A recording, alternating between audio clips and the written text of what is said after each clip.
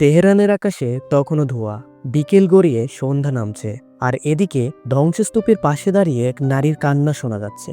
আবছা শব্দ, এ যেন শহরের আর্তনাদ। কিন্তু এই কান্নার মাঝেও শহরটা থেমে নেই। ট্রাফিক চলছে, রুটির দোকানে ভিড়, মসজিদের মিনারে আজান। কোথাও কোনো আতঙ্ক নেই, বরং একটি চাপা প্রস্তুতি। এ যেন ইতিহাসের নতুন মোড় ঘুরে যাচ্ছে।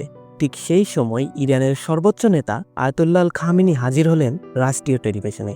হাতে ছোট্ট একটি চিরকুট, কোরআনের আয়াত তেলাওয়াত করলেন। চোখে তার আগুন আর কণ্ঠে অদম্য বিশ্বাস। যারা মাতৃভূমির জন্য শহীদ হয় তারা মৃত নয়, তারা জীবিত, তাদের আমরা বুঝি না। এই ছিল তার ভাষণ, যেটা যুদ্ধক্ষেত্রের প্রতিটি কোণায় ছড়িয়ে পড়ল রেডিও ওয়েভ, সোলজারদের মোবাইল নোটিফিকেশনে, কিংবা জনগণের মুখে মুখে। ইরানের শহরতলিতে চলছে বড় স্ক্রিনে খামেনির ভাষণ।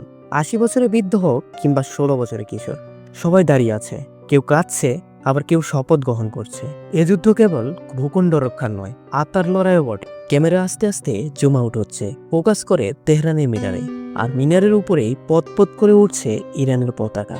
আর দূর থেকে শোনা যাচ্ছে এক আয়াতুল্লাহ খামেনির ভাষণ। তেহরান কেবল একটি রাজধানী নয়, এটি একটি মানবিক আত্মার প্রতিচ্ছবি। তারা বলে তেহরান ধ্বংস হবে, কিন্তু আমরা বলি এখানেই শুরু হবে ইতিহাসের নতুন অধ্যায়।